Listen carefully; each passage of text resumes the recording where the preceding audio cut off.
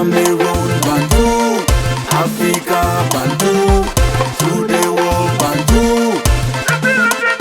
Salut les amis, bienvenue sur votre plateforme, j'espère que vous allez bien. Ici c'est Bantou, Média Sport, appelez-moi désormais Sa Majesté, sénateur Clétus. Vous savez tous les amis que nous sommes ici pour vous donner la vraie information, la bonne information, et il n'y a pas de parti pris. Mais les gens peuvent trouver qu'on a un parti pris, hein.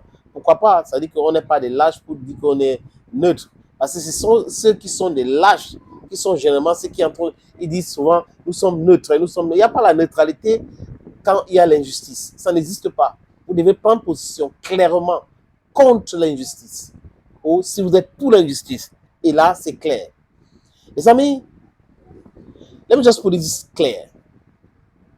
Toute la bagarre qui est autour du football aujourd'hui, les complots contre Samuel Eto'o-Fils, it boils down to one thing. L'argent. Chacun veut contrôler l'argent. Ceux qui ont perdu les privilèges sont en train de dire aujourd'hui que tout va mal dans le football. Tout va mal parce qu'ils n'ont pas les mêmes entrées comme hier. C'est pour ces raisons que tout va mal. Les choses ne marchent pas normalement. Il a détruit le football parce que les gars ne se nourrissent plus de l'argent de football au détriment des footballeurs. Voilà leur véritable problème, les amis. C'est leur véritable problème là-bas. Mais on connaît tous, les amis. Maintenant, parlons de cette histoire. Vous tous, vous avez vu comment Marc Brice allait manquer du respect à Samuel Eto'o-Fils à Mondovision, à Rabat. Les questions qu'on lui a posées n'avaient rien à voir avec Samuel Eto'o-Fils. Du moins, ceux qui ont envoyé ces podcasts, les blogueurs, parce qu'il y a eu 2 blogueurs qu'on a envoyés à Rabat pour interviewer Marc Brice. Qui les a payé les billets d'avion? Allez-y savoir. Un jour, la vérité va sortir. Marc Brice, devant eux, a fait le job. Il n'a pas peur de Samuel Eto'o-Fils. Lors du premier entretien, deuxième entretien, il dit Samuel Eto'o-Fils est interdit dans les vestiaires. Et moi, les combinassis a écouté ça. Il n'a rien dit. Ferdinand Gongo a écouté ça. Ceux qui donnent le pouvoir à Marc Brice ont écouté ça, ils n'ont rien dit. Donc, ça veut dire que quoi? Ça veut dire qu'ils sont derrière ces sorties de Marc Brice. C'est ce que ça veut dire. Si vous êtes le patron direct de quelqu'un et il est en train de faire des sorties pour insulter son vrai patron, vous ne dites rien, vous qui organisez les réunions avec lui, il vous rencontre tout le temps, ça veut dire quoi, clairement, les amis?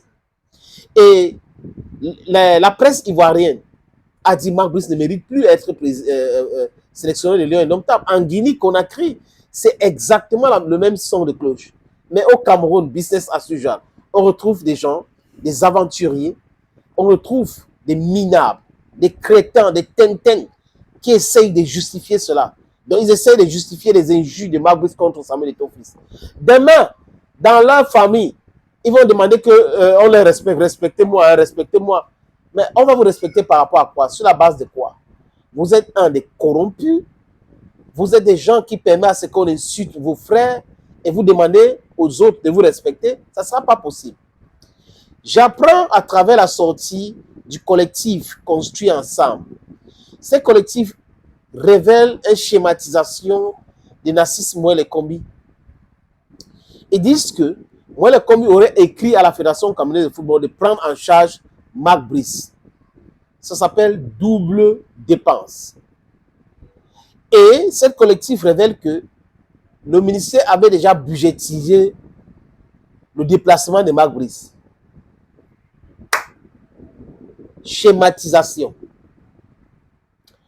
Tout le monde sait, même nous qui n'avons rien à voir dans le football, on s'informe tous les jours. Nous savons clairement que pour les tirages au sort, toutes les délégations des pays qualifiés sont prises en charge par la Confédération africaine de football. Pourquoi donc Narcisse Mouel Kombi a voulu cette double dépense? Je vous ai dit que le nez de la guerre, le problème que Samuel Eto'o-Fils a aujourd'hui, c'est une question d'argent. Et forcément, les gars voulaient entrer dans ce deal-là pour pouvoir concocter quelque chose. Ça n'a pas marché, mal les a pris. Et puis, il faut faire quoi? Il faut faire du Eto'o-bashing. Il faut continuer avec le etobashing. Comme il n'a pas accepté que ça passe, ça prospère, il faut l'insulter, il faut l'insulter, il faut l'insulter. Voilà donc tout le problème que ce monsieur a.